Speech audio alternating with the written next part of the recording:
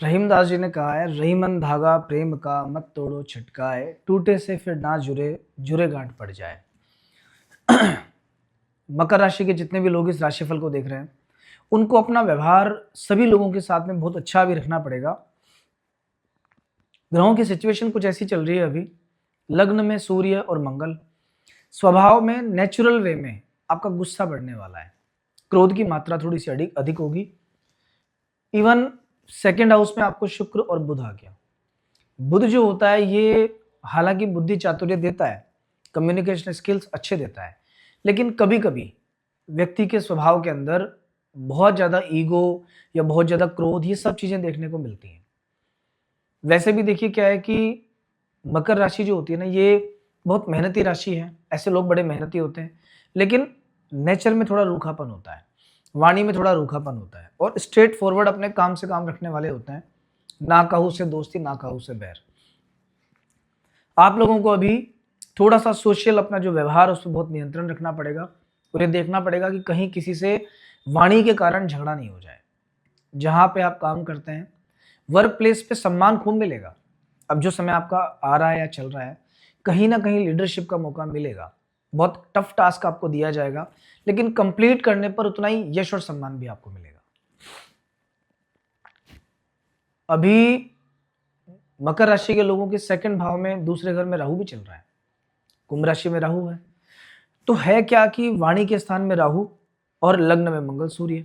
वाणी के स्थान का राहु स्ट्रेट फॉरवर्ड बनाता है, आउट स्पोकन, और ऐसे लोग जो हैं वो मैनेजमेंट तो बढ़िया करते हैं, लेकिन कभी कभी क्या होता है कि ज़्यादा अच्छे मैनेजमेंट के चक्कर में सोसाइटी से, लोगों से रिश्ते टूट जाते हैं। जो कुंडलियां मेरे पास आती हैं उनमें मैंने देखा अधिकतर जिनके सेकंड हाउस में राहु होता है, ऐसे लोग बहुत अच्छे वक्ता होते हैं, लेकिन बोलने में आउट स्पोकन होता है। और इसीलिए ऑफिस में जब काम करोगे तो लोग तारीफ नहीं करेंगे उनकी, लोग पीठ पीछे बुराई करेंगे। कई बार तो क्या होगा कि कुछ बोलने के बाद खुद को भी लगेगा कि मुझे नहीं बोलना चाहिए था, मैंने बोल दिया और इससे बात बढ़ गई। ये चीज आपकी मैरिड लाइफ पे भी लागू होती है, क्योंकि सेवंथ हाउस में चंद्रमा की राशि आती है। मकर राशि के जितने भी लोग हैं उनके सातवें घर में चंद्रमा आएगा, जो हमेशा बहुत सॉफ्ट दिखाता है। चंद्रमा प्रधान व्यक्ति बड़े सेंसिटिव होते हैं, इमोशनल होते हैं, ओवर थिंकर होते हैं, ओवर थिंकिंग करते हैं वो।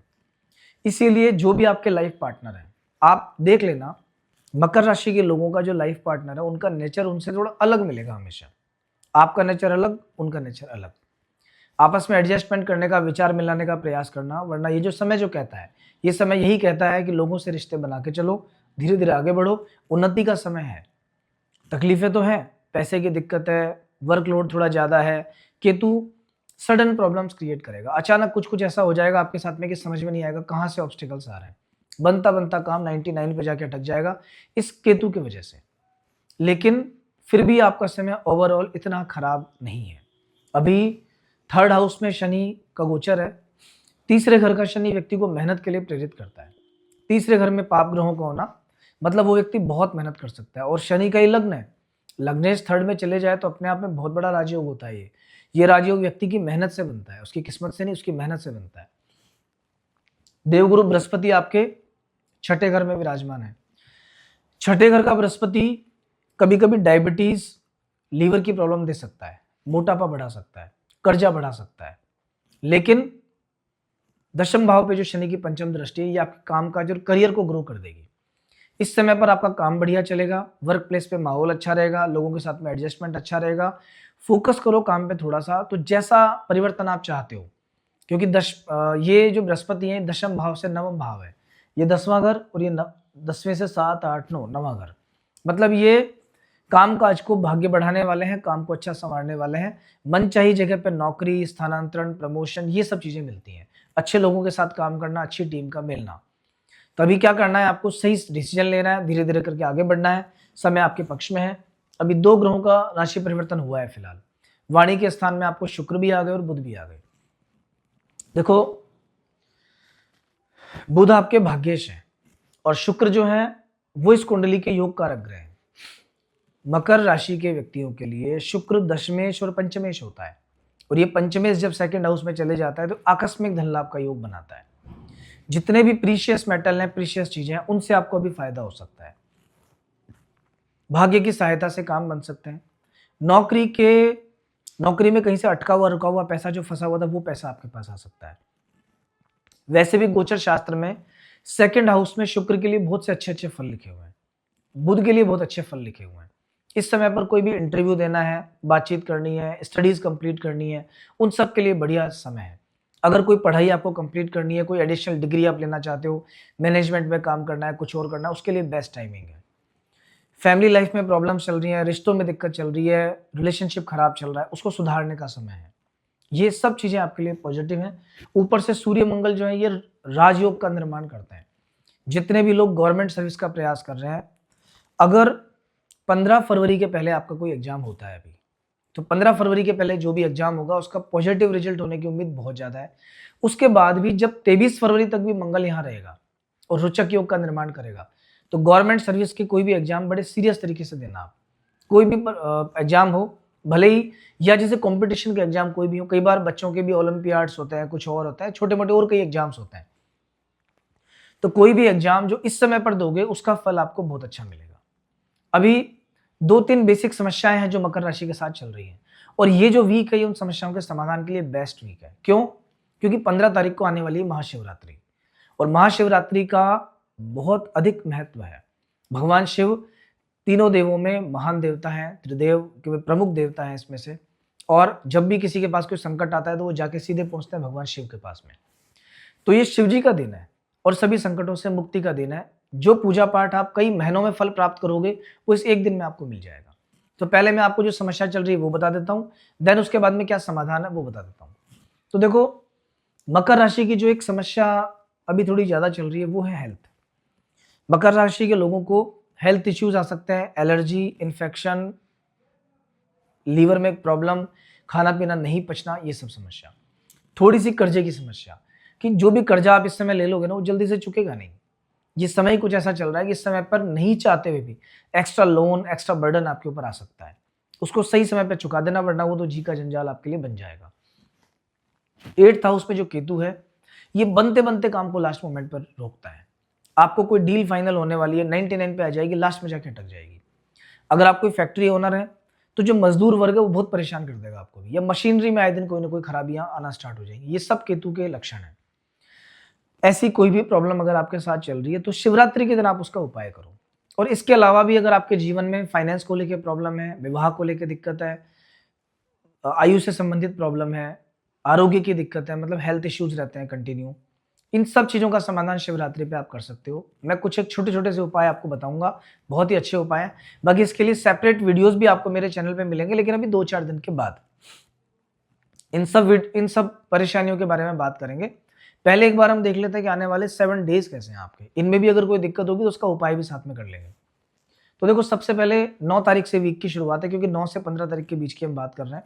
9 तारीख को दशम भाव में चंद्रमा विराजमान रहेंगे, और दशम भाव के चंद्रमा करियर में उन्नति देने वाले होते हैं।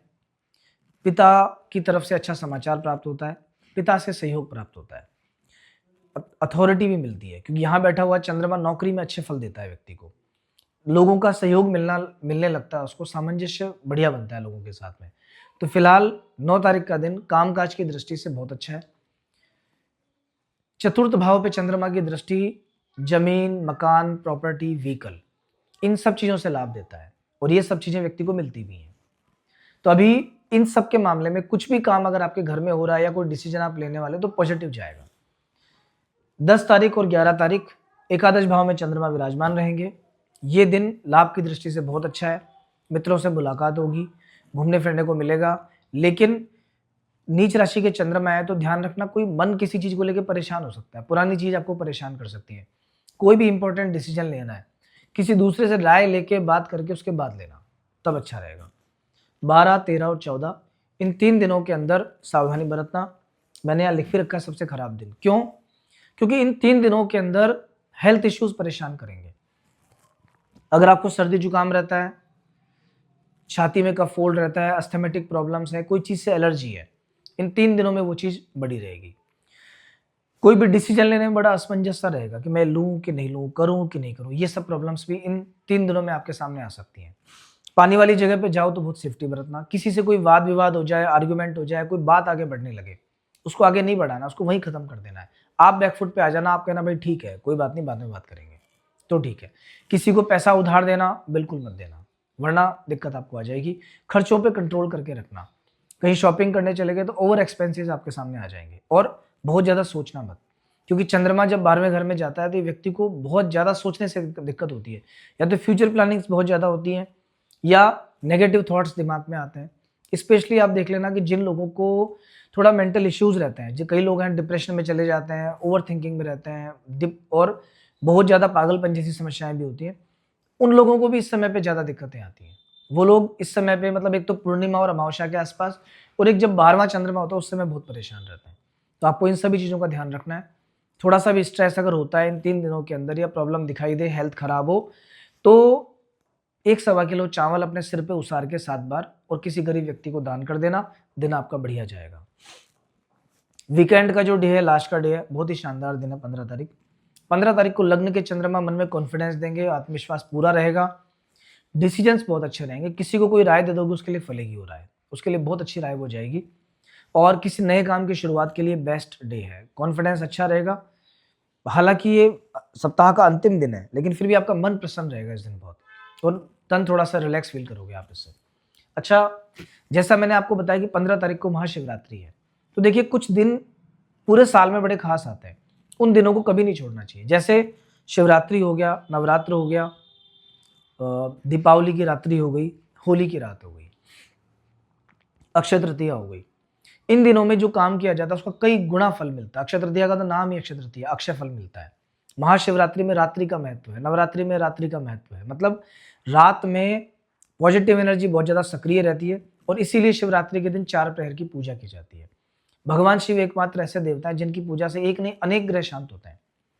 शंकर भगवान को दूध चढ़ाओगे चंद्रमा ठीक होगा, तिल चढ़ाओगे शनि ठीक होगा, मसूर चढ़ाओगे मंगल ठीक होगा, जो चढ़ाओगे राहु ठीक होगा। अगर शिव जी पे सप्त धान्य का दान करोगे तो आरोग्य मिलेगा। शिव जी को गन्ने का रस चढ़ाओगे तो लक्ष्मी जी की प्राप्ति होगी। गेहूं के दाने चढ़ाओगे पुत्र की प्राप्ति होगी। अगर बहुत बीमार रहते हो तो गिलोय के रस से अभिषेक करना चाहिए। तो एकमात्र भगवान शिव ऐसे हैं कि जो हर समस्या का समाधान करते हैं। शिवरात्रि के दिन सूर्यास्त से लेकर सूर्योदय तक 4 प्रहर के अंदर भगवान शिव की यथाशक्ति पूजा पाठ आप करो। और इन जनरल अगर आपको पुण्य चाहिए तो वैसे भी कर सकते हो, और अगर आपको कोई विशेष समस्या है, आपकी कुंडली में अगर मान लो केमद्रुमी हो गए, ऐसा व्यक्ति हमेशा परेशान रहेगा, एक बार जीरो पे जरूर आएगा। तो केमद्रुम योग वाले सभी लोगों को शिवरात्रि के दिन 4 प्रहर में दूध से भगवान शिव का अभिषेक करना ही चाहिए। दूध और तिल, इन दोनों चीजों से भगवान शिव का अभिषेक करना चाहिए शिवरात्रि के दिन। अगर आपकी कुंडली में विष योग है और आपको लगता है कि आप बहुत परेशान रहते हो, स्ट्रेस में रहते हो, शरीर में फोड़े फुंसी ज्यादा है, क्योंकि विष योग में ऐसा होता है, आए दिन बीमारियां बहुत रहती हैं आपको, या डिप्रेशन है, कोई टेंशन है, कोई ओसीडी की समस्या है, ये सब विष योग के लक्षण है। ऐसी परिस्थिति में शिवरात्रि के दिन दूध में काले तिल मिला करके अघोर मंत्र के साथ में विशेष अभिषेक करने से विशेष फल मिलता है। ये इस तरह की बहुत सी चीजें हैं जो परेशानियों के अनुसार आप अभिषेक कर सकते हो। लक्ष्मी प्राप्ति चाहते हो तो गन्ने के रस से अभिषेक करो, वरना पानी में गुड़ मिला के शिवरात्रि की रात में आप करो। और अगर आप कुछ भी नहीं कर सकते, ज्यादा विद्वता वाला काम नहीं कर सकते, पंडितों वाली पूजा पाठ आपसे नहीं होती है, तो कुछ नहीं, 4 प्रहर में केवल जागरण भी पर्याप्त है। भगवान शिव के अपने घर में छोटा शिवलिंग स्थापित करके, नर्मदेश्वर शिवलिंग या स्फटिक का शिवलिंग, अंगुष्ठ मात्र से ऊपर नहीं होना चाहिए, रात्रि में गंध अक्षत पुष्प से पूजा करो, बिलपत्र चढ़ाओ और शिव चालीसा का पाठ करो। अगर आपकी संस्कृत थोड़ी सी ठीक है तो शिव तांडव स्तोत्र और रुद्राष्टकम, इन 2 चीजों का पाठ भगवान शिव के सामने करना। जो भी मांगोगे, जो भी समस्या है, उसका रिलीफ मिलेगा, समस्या का समाधान जरूर होगा। तो दोस्तों, जितना फायदा उठा सकते हो शिवरात्रि के दिन का आप उठाना। कुबेर को कुबेर का पद सिर्फ भगवान शिव की कृपा से मिला था, शिव जी के मंदिर में दीपक जलाने से मिला था केवल उसको। तो आप अगर पूरी पूजा करोगे तो आप सोच सकते हो क्या क्या आपको मिल सकता है। तो खैर, ओवरऑल इस दिन का फायदा आप उठाना। इस पूरे वीक में अगर मैं बात करूं कौन सा दिन आपके लिए सबसे अच्छा है, तो 9 तारीख और 15 तारीख, ये 2 दिन बेस्ट हैं। जितना फायदा उठा सकते हो उठाइए। और कौन सा दिन सबसे खराब है, तो 12 तारीख, 13 तारीख और 14 तारीख, ये 3 दिन खराब है। इन 3 दिनों में जो भी निर्णय लोगे वो खराब जाएगा, जो भी काम करोगे रिजल्ट खराब रहेगा, मन में नेगेटिव एनर्जी रहेगी, स्ट्रेस, टेंशन, परेशानी थोड़ी सी ये रहेगी। संभल के चलने की आवश्यकता है। तो देखिए, राशिफल का पता आपको लग गया। अब बहुत जल्दी 15 तारीख को सूर्य का गोचर चेंज होगा। सूर्यदेव अगली राशि में आ जाएंगे, 1 महीने तक उस राशि में रहेंगे।